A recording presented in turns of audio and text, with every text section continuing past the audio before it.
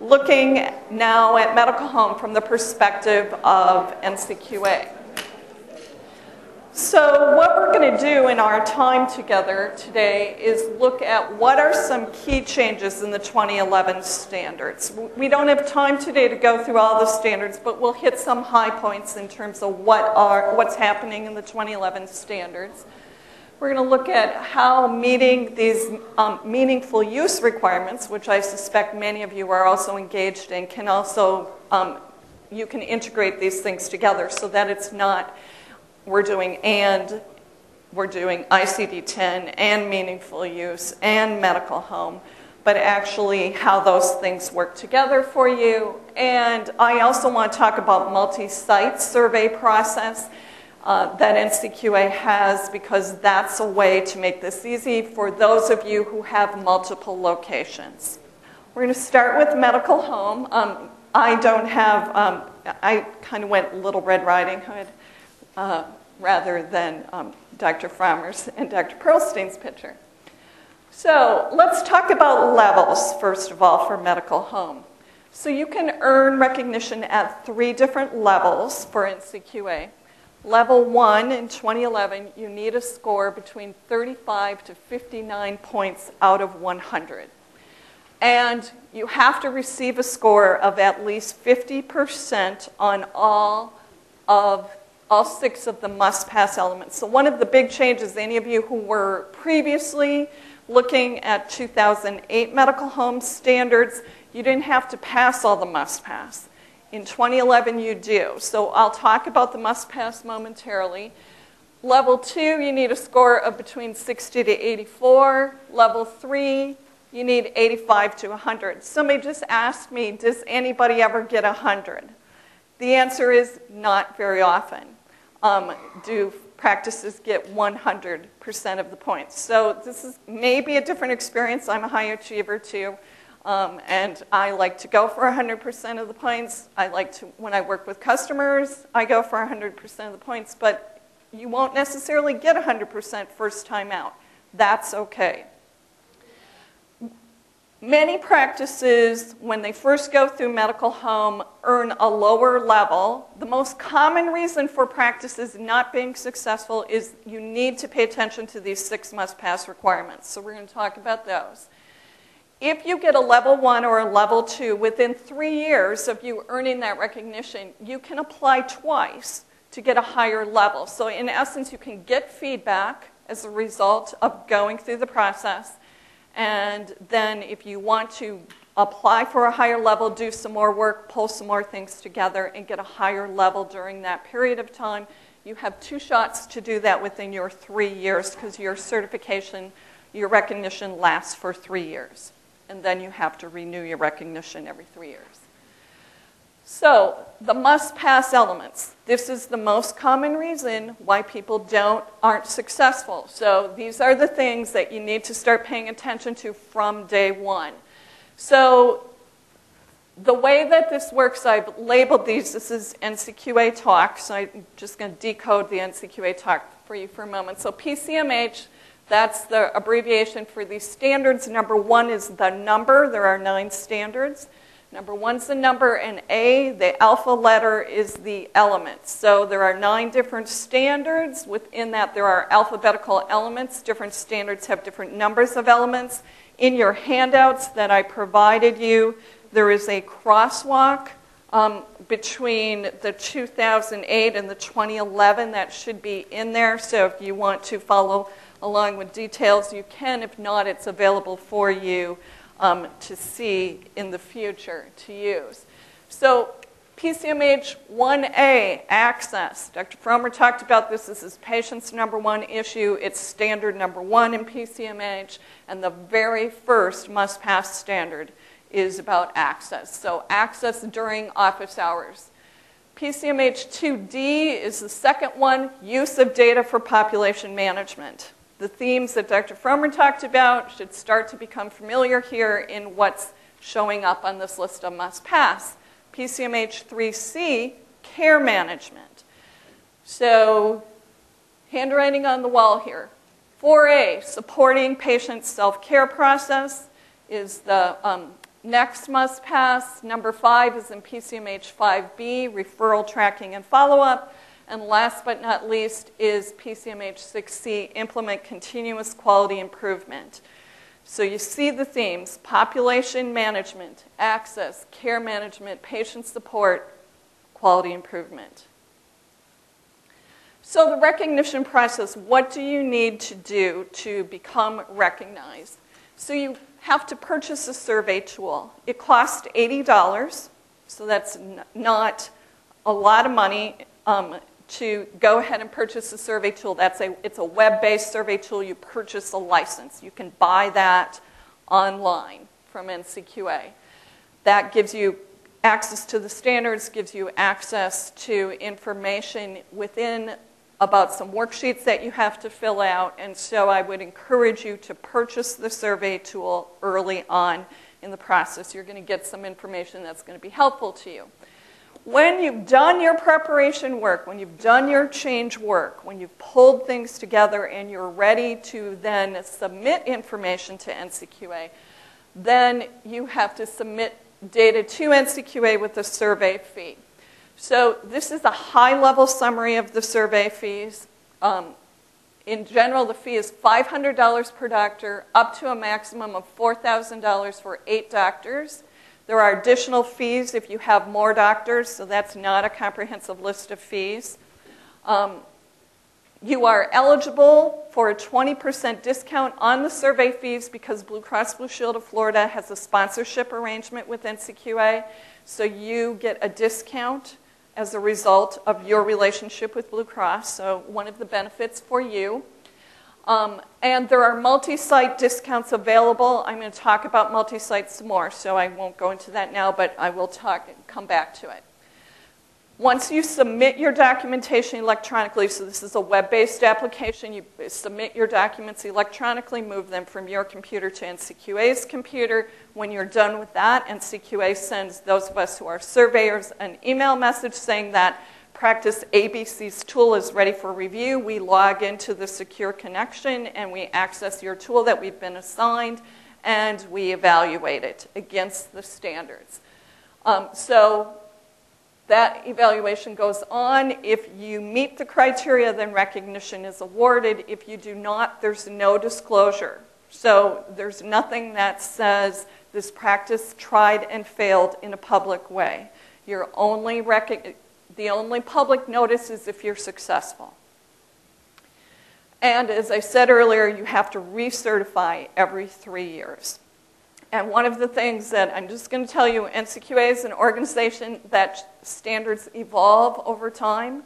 So this is not a process that's going to stay static. As the healthcare industry changes, the standards will change. So it will be something that once you become recognized, you will need to stay on top of it because it is likely that there will be new changes by the time you're ready to recertify. All right, so who is eligible for NCQA recognition? So recognition is awarded to one or more primary physicians, so it's primary physicians only, practicing at a single geographic location who practice together. So it's location specific. If you're a doctor and you're in a practice that's got multiple practice sites, each practice site gets recognized individually. And the physicians, you have to name the physicians in the application practicing at that site.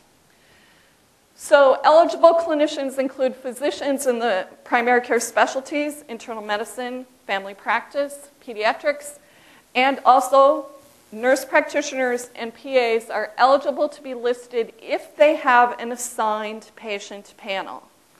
If the nurse practitioner or PA in your practice does not have an assigned practice panel and instead is a team member, then they're not eligible to be listed. If you go on NCQA's website, NCQA lists the names of recognized doctors along with the locations at which they practice where they have achieved recognition. So what does practicing together mean? This is an important concept. You have to practice at a site for more than 50% of your clinical time. you need non-physician staff to follow the same procedures and protocols. So you can't have pod A doing one thing and pod B doing another. That is not practicing together. That's called variation. And so you have to have the same procedures. Your medical records have to be available to and shared by all clinicians at that site. The same systems and processes have to support both your clinical and administrative functions. That includes scheduling, treating patients, ordering services, prescribing, keeping medical records. So it has to be a consistent process. If you have multiple locations, as I said, each one has to seek recognition individually. And you must use your PCMH processes for all patients in your practice. You cannot just say we're doing this for Blue Cross and we're going to ignore our Humana patients and we're going to ignore our Aetna patients. You have to do this. This is about patients, all patients in your practice, including Medicare patients, Medicaid patients, all your patients in your practice. So there's a new option that NCQA just released, and some of you are probably thinking, oh my God, I have all these standards, I can't even think about this, but I want you to be aware of it because this is something coming down the pike. It's something that you should know about. So there's a new distinction in patient experience option in addition to the PCMH recognition. You can also get this distinction in patient recognition.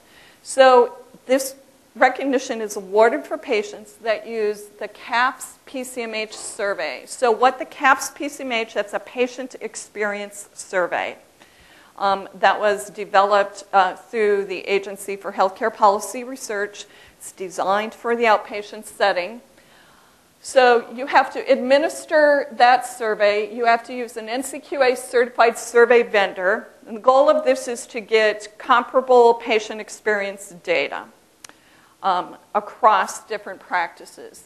So you have to use an NCQA certified survey vendor and you have to use defined methods so that you can make apples to apples comparisons. You may submit the data to NCQA in April and September. There's no public reporting of this data.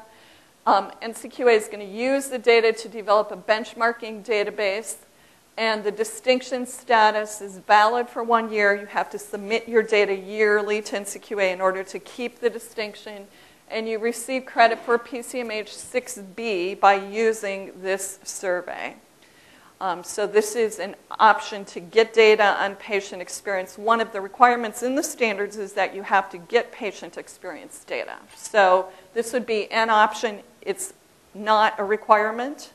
It's something, however, to think about over time. What I think personally is going to happen is that over time, for pay for performance and a lot of programs like that, they'll start requiring practices to use this instrument. But this is a brand new instrument.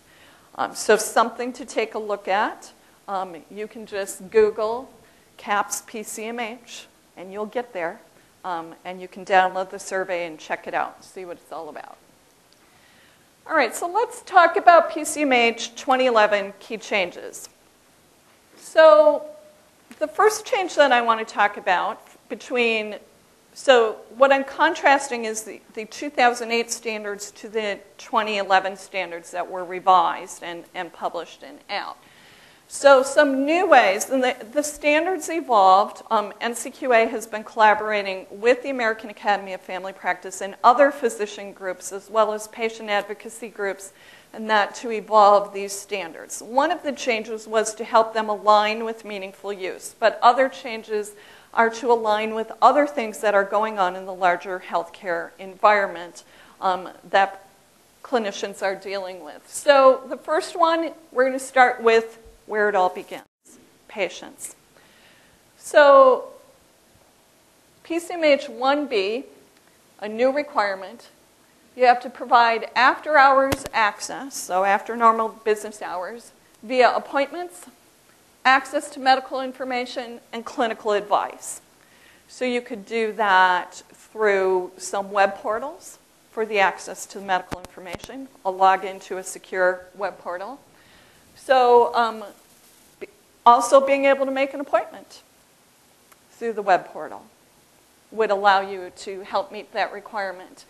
And clinical advice, to be able to send a secure question through the web portal and be able to get an answer then the next business day, would all be options. Now, I'm using a web portal as an example.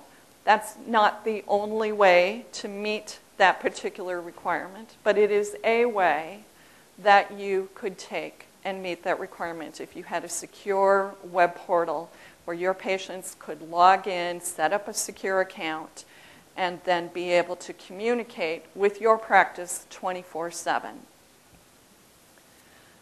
So 1C is our next new requirement, providing patients access to the health information via electronic means. This happens to be one of the meaningful use requirements. And so this would be patients being able to get access to information from their records, not necessarily their entire record, but information, their health information, via electronic means. 1E is another new one, providing information to patients and families on the role of the medical home. To kind of disperse what Dr. Frommer was talking about in terms of patients thinking that we're talking about a funeral home or something else, there's a requirement that you provide patients with information about, we're a medical home, what does this mean? What's our commitment to you? What are we asking for you to engage in relationship with us? 6C is our next patient one, involving patients and families in QI teams or on the Practice Advisory Council. So getting the patient perspective as you work on things, and this is about engaging patients' concordance so that you get some input, where's the rubber hit the road? When those patients walk out your door and spend the 99% of the week that they spend living in their body with their chronic condition. What's that experience like? And how can you take that into account in the practice? All right, so those are some themes there. Let's talk about language and cultural sensitivity. Requirements in this area, new ones are in 1F, assess and meet cultural and linguistic needs of patients and families. So you need to assess, you need to use data to assess what your cultural and linguistic needs. The US Census data is out 2010 on the website. If you Google US Census 2010, you get taken to a website called AmericanFactFinder.com. You can literally take and put your town, your county, in your service area, and you can get data on the people living in your community, what the proportion whose primary language is something other than English, educational level. You can get a wealth of information about demographic information about your community very easily on the web. So you need to figure out what that is and then figure out what does that mean for your practice. 2C, during your comprehensive health assessment, you need to have questions that evaluate the family's social, cultural characteristics, and communication needs. And so social and cultural characteristics might include ethnicity. They might include questions related to belief systems, religious practices. You probably have those questions today in your EMR. The question is, are you populating them? So 6C, you need to set goals and identify as part of your quality improvement efforts disparities in care or service for vulnerable populations that you serve. So it's well known that we have disparities in care in this country by ethnic, racial lines, those types of things. So how can you do better in that area? Having that data that you need in your system allows you to then take and do some analysis about, is there a difference in your practice and how can you do better? All right, team-based care. Dr. Frommer talked a lot about this.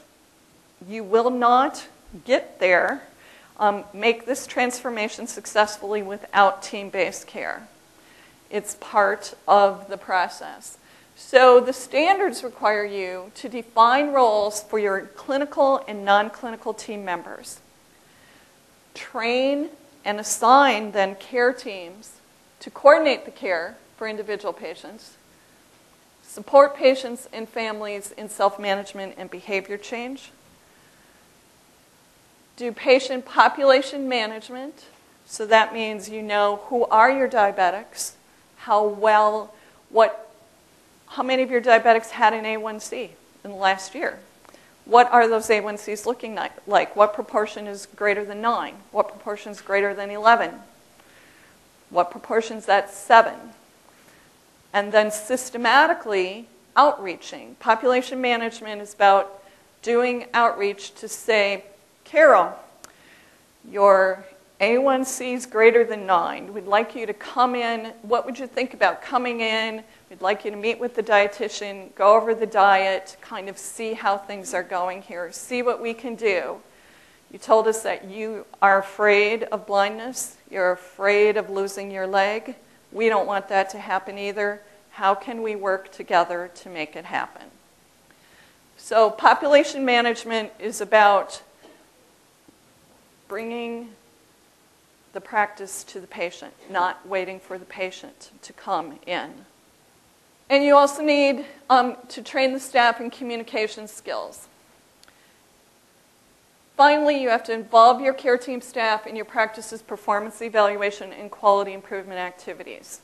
This is a group effort. It does take a village. It's not just the doctor's job. All right. Another theme in the 2011 standards is taking a look at behaviors which affect health, mental health, and substance abuse, and risk factor assessment and management.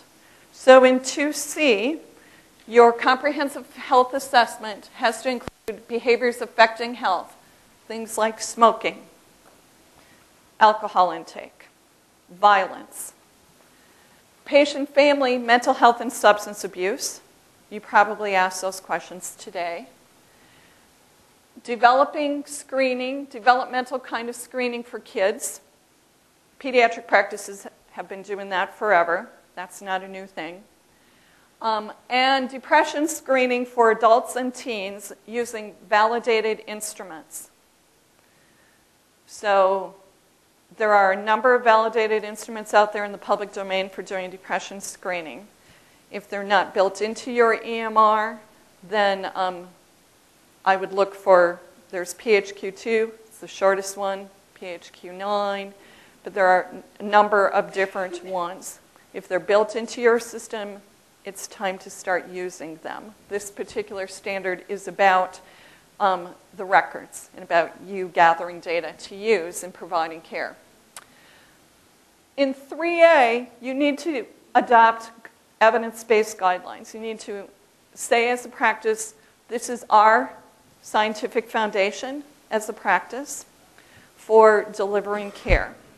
At least one of the 3 guidelines that you have to adopt and submit to NCQA has to have point-of-care reminders that relate to either unhealthy behaviors, obesity, substance use, smoking, mental health, or substance abuse. So at least one of those has to address behaviors that get in people's way of being healthy.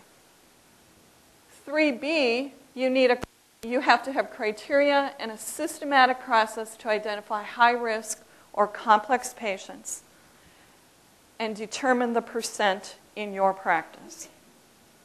That helps you make choices about where you're going to focus your energy and your resources to take and improve your work with these high-risk group of people. So specialists, moving to the medical neighborhood, Dr. Frommer talked about. The standards emphasize relationships that the practice has with specialists. So 5B requires you to coordinate referrals with specialists by obtaining reports, formalizing agreements for co-management. So if you have patients with HIV and you take and partner with an infectious disease person for those persons with HIV, then what's your agreement? What's the ID person's job? What's the primary care practice's job? It's not about finger pointing, this is about teamwork. Teamwork comes about through clear communication of expectations. So, formalizing the agreements with co-management, asking patients about self-referrals and requesting reports from practitioners that they went to that you didn't refer them to. Demonstrating the capability to electronically exchange information between clinicians. It's part of the meaningful use. Your EHR should help you with that. And another meaningful use requirement, provide electronic summary of care record at the time of the referral so that you can send information to that referring practice electronically. Again, another meaningful use piece. All right, management of care transitions. Dr. Frommer talked about this. This is part of the standards. So in 5C, you need to transfer patient information with the hospital during the patient's hospitalization. And you need to demonstrate the capability to electronically exchange key clinical information with the hospital, another meaningful use requirement, and provide an electronic summary of that care record to the facility. So exchange of information so that the hospital knows what's going on with the patient when they go there. All right, so this set of standards also increases the focus on quality improvement. And 6C, the must-pass requirement that I was referencing earlier, requires that you set goals and act to improve at least 3 clinical and 1 service measure, plus 1 identified disparity in care. And when I get done talking, I have an exercise where we're going to do some practice on this. In 6D, you need to track clinical and service measure results over time. What's the proportion of patients in your practice who have a hemoglobin A1C less than 9? And can you improve that? This is about improving it over time, making changes, monitoring your results, and improving performance over time. And it's in a population basis, not just for one person, but for 100% of patients. The goal is, how can we move the needle overall? How do we change the curve? So you need to assess the effectiveness of the improvement actions. Dr. Frommer told you some great stories about Dr. Bagley's practice and how things weren't getting better despite what they were doing. And so the expectation is that you do evaluate your results. And you do say, is 90% good enough? And you take, and ultimately the goal is to achieve improved performance on 2 measures. And I can tell you that practices who have been doing this work, they get there. They do show improved performance. So this is absolutely achievable. I see it over and over and over. Finally, in 6E, you need to share performance data with patients. They're part of the team. If you're going to improve performance, they have a role as part of it. And so you either need to share it with patients or publicly at the practice. And some of you may remember, perhaps, some communication from Blue Cross. Blue Cross has been doing this a number of years, sharing results of their quality improvement results with you. And so this is extending that. Part of quality improvement is sharing data and saying, here's where we're doing, here's where we think we're doing pretty good, here's where we believe that we need to do better, and here's where we're going to focus. Here's where you're going to see us focusing in the next year. This can be done on your website, can be done through a brag about it sheet that you would have at the practice, can be done in a variety of different ways. All right, so I want to talk a little bit about meaningful use and how it's aligned with the standards. So the stage 1 meaningful use requirements, you need to meet all 15 core requirements and 5 of the 10 menu requirements. And at least one of those 5 has to include either capability to submit the electronic data to the immunization registries or the information systems, or capability to submit electronic syndromic surveillance data to public health agencies.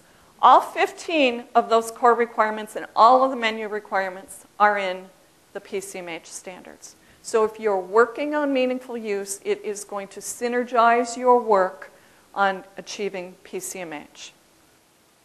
So in the crosswalk that I did for you that you have in your handouts, I took and flagged the meaningful use requirements. And so the 1 asterisk in this crosswalk means that it's a core requirement, and the 2 asterisks mean that it's a menu requirement. So I'm sorry, I did flag this for you in this crosswalk so that you can see how, because sometimes the words in the meaningful use in terms of being able to take and figure out how the words match up in the NCQA standards with the meaningful use requirements, sometimes that's a little bit hard. So I did do the flagging. There also is in Appendix 2 of the PCMH standards, the list in the appendix of the meaningful use requirements that I used to prepare the crosswalk. But the bottom line is, if you take and are working on meaningful use, it's going to help you with medical home. And if you want some more information, there's that URL there where you can get more information about the meaningful use program. So if you're looking for more information, that's where you can find it. All right, so I want to talk about the multi-site survey process because I suspect that many of you are practices with multiple locations. And this is kind of a complicated thing, and it's something that you can get a lot of leverage as you work on this. So eligibility. Remember that NCQA awards recognition at the location level, so it's basically a bricks and mortar kind of a thing. You cannot get recognition, one application is not going to, if you've got 15 different locations, one single submission is not going to get it for all 15 unless you go through the multi-site process. So the multi-site survey applies when you have 3 or more sites which use the same policies and procedures and the same EHR. So if you've got a site that isn't on the EHR yet, you're not going to be able to do multi-site for that location. If you've got a site that's got a different kind of EHR, they're not going to be able to do multi-site with the rest of the practice. So you need same policies and procedures and same EHR. So if you've got a different scheduling process at site A and B through D, have another scheduling process. B through D can do multi-site, but A cannot, unless you make it all the same. All right, so why should you do this? Because it's going to make your life easier. That's why. So what you do is you submit one set of documents for the stuff that's across all the practice sites. And then you have to provide practice-specific information in each tool. So you buy survey tools for each site. They're $80 each. You buy a survey tool for each site. There is a discount. And so you buy a survey tool for each site. There's one tool that NCQA calls the master tool. That's where all the stuff that goes consistent across all the practices goes in that one. And then the practice-specific stuff goes in the tool for Site A and Site B and Site C, etc. NCQA then, through the magic of technology, combines all this stuff after you submit it And we, as the survey tool, surveyors, we get then a master tool, and then we get the subsequent other site tools to evaluate the site-specific tools. So what do you do for the multi-site process? So you need to submit a PCMH online application. This is on NCQA's website. And there are 3 eligibility questions. And the online system is supposed to automatically indicate whether or not you're eligible for the multi-site survey. Now, if you have questions, you guys have access to the Blue Cross nurse representatives, and you also have access to call NCQA directly and ask them. So if you're thinking about multi-site, I would encourage you to call NCQA and have a discussion just so that you can make really clear and understand what the process is. And I'm going to talk in a couple minutes about some options about how you submit your multi-site stuff. So online, there's a self-assessment to determine which elements you can submit once and which ones are going to be for each practice site. The bottom line is when stuff is different at a practice site, then it has to be submitted at the practice site level. And there are certain standards, which I'm going to tell you about in a moment, that always have to be submitted at the practice site level. So, as I said, you're going to purchase tools for each site. So these are the elements that NCQA always reviews at the practice site level. So number 1A, that's the access standard, that's a must pass. 3A, care management, standard 3 is care management, so we've got 3A, B, C, and 3C is a must pass, and 3D, so all of care management is done at the practice site level. 4A, also a must pass. 6A, 6B, 6C, those are all quality improvement. Actually, all the quality improvement, excuse me, because that 6 is all also done at the practice site level. So notice that of the 6 must pass, 4 of them are always going to be done at the practice site level. And remember that you have to get a 50% score on those must-pass requirements to be successful. You will not receive any recognition if you don't get at least a 50%.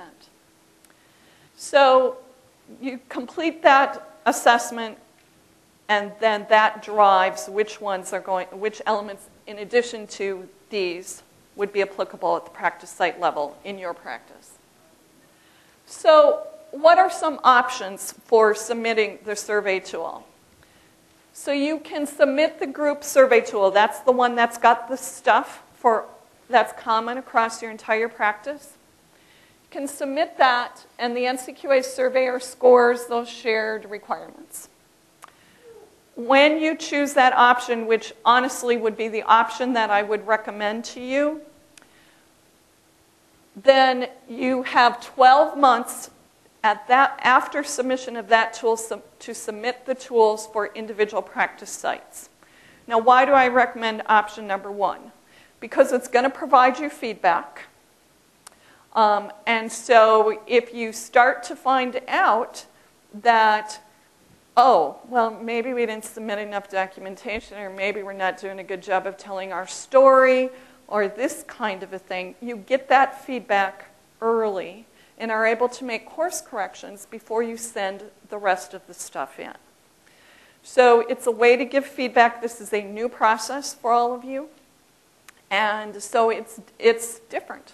And it's a learning experience. So this is the most economical way. Once you submit your stuff to NCQA, your survey has started, there is no going back. And there is no opportunity to submit additional stuff on an additional basis. So you have to submit it and get some feedback. So getting feedback is a helpful thing to do here. You may do option number 2, which is submit the group survey tool and then 1 to 2 practice sites and let the surveyor score the group tool as well as the practice site tool and get some information. And that's an option to do, certainly. You can do that. And the third option then is just submit the whole ball of wax and have the surveyor do it all at once. Given the learning experience that you're likely to have, I would encourage you to start with one and see how you do and learn and use that learning information to then inform your other submissions. You can have a lot of stuff pretty close, ready to go, but you can get feedback and you can say, oh, we need to touch this up, fix this. And you will get feedback in the survey tool. If the surveyors cannot score it compliant, they outline what the issues are. So you have feedback about what you need to do differently in order to get a different result. Okay, so do you guys have questions? Do you want to ask questions now, or do you want to do some case studies? My understanding is that the new CGCAP survey is not finalized. That's not my understanding, but I could be wrong about that. I believe that it is finalized. Okay, because I've been talking to our survey vendor about that. Okay, so the survey may be finalized, perhaps the protocol's not finalized for administering the survey. Because I have a copy of the survey on my laptop. Yeah, I have a copy too. So, okay, other questions? Yes. Okay. Back to that previous slide, when you say the group survey tool, is that the same thing as the master survey tool? Yes, it is. Okay. So when you submit, if you submit a group survey tool, it's sort of a test. NCQA gives you feedback. What's the usual time frame for the feedback? So the typical time frame for turning around a tool is about 30 days. So 30 days after submission, you get your results back. And so when you submit just that master or that group survey tool, you do not have certification because you haven't submitted all of the stuff. So you've just submitted that master set of stuff. So you don't have any certification at the end of that. You got to submit the practice-specific stuff. But you do get feedback. But you get feedback, and that's very valuable. Okay. So one more question. Sure. From the time of application to the time you submit your final submission, whether you do the master tool test, you have 12 months? You have 12 months, that's correct. Okay. Right. So you got to be ready. When you submit that group survey tool, you have to be ready to follow on with the other sites within that 12 months. Because if you submit a site after that 12-month period, that group tool is no longer valid. So then you have to start over with a new group tool. So if you're going to do a staging process and say, well, we'll take this practice, we'll take this location because these guys have been progressive, and then these guys who have the curmudgeon over there, we're going to wait for them. You can wait for the curmudgeon, but you can only wait 12 months. We are a multi-site specialty group. We're going to be using 4 locations for the multi-site. Now, we understand that the corporate location, we don't have to list the clinicians there. But that's the one that we have the most primary care doctors in. For the corporate site, do we just list what we would call the main or the physical address of our group, even though there's no doctors in that one? Or do we just list it as one of the, as a corporate site, but with no clinicians?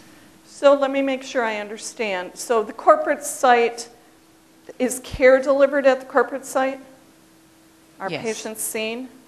Okay, so if patients are seen at the corporate site by primary care, correct? If patients are seen at the corporate site by primary care, then yes, that's a site. It doesn't have to be your first site. You could have some other location, if you wanted, be the master site. Okay. So the corporate location doesn't have to be the group site. All that group tool is about, you guys, is it's about, here's the things we do consistently. Across all our locations. So the group tool is, NCQA puts a location on there. It's the first one that you want to bring through, but it doesn't have to be your corporate site. But it can, in your instance, if you want to do that, it can. Did I answer your question? Kinda? Well, the whole idea of the corporate survey and those measures that have to apply to all, and then and those get pushed down to all the locations, and you have to make sure that when you do the individual sites, you don't mess with those, remember? Yes. So what he's saying is the corporate sites got the process that's applied to all the locations, and it does get pushed. That's literally what happens on NCQA's web tool, is that the information gets pushed from that corporate site to the rest of the sites that you're going to bring through. So I think there's just confusion about what's a group, what's corporate, your primary corporate location, and that's, if you could maybe just help clear that up. Okay, as to what the real meaning of that is. Okay, so honestly, the meaning of a corporate, a group, a master, it's a tool that has what's consistent for the very first location that you're going to bring through. That location, it's NCQA's way of how they've set up their survey tool so that they can say, this one's our master, and we're going to push everything else from this one to any of the children or the sister tools, is how we talk about it. So that's what it is. It's not related to your structure. It's related to how you're going to approach the survey process. But it's also a way of saying that those measures that NCQA has picked out, the corporate measures, are going to have to be consistent for all locations. You are absolutely right. The measures that go in the corporate tool have to be consistent for every single location that you're bringing through. And that's the real reason, right? That is the real reason. Correct.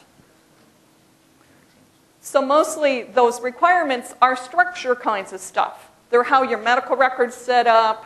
They're things that are structure kinds of things that would be consistent structurally across the organization.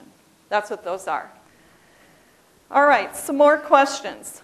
Yes? When you're doing the multi-site tool, now there's two, I think it's 14 and you have to put in 11, right?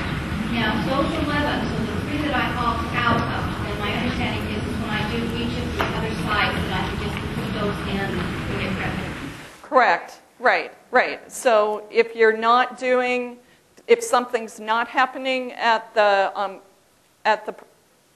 group level, the master tool level, corporate tool level, whatever word kind of works for you, then yes, you will do it at the practice site level. Correct. So the journey to successful PCMH accreditation is about really working the issues. I can tell you, and I tell this, I've been doing this work with organizations, helping them achieve NCQA accreditation since 1993. It is about one step at a time, doing one piece, figuring it out, getting it documented, and making it happen. This can be done by every single one of your practices if you guys have the will to do it. There's no doubt in my mind. Lots of practices have done it before you. If they've done it, you can do it, every single one of you. It's a matter of doing the work. It's not inconsequential work. I think it's work that really makes a difference for you and for your patients.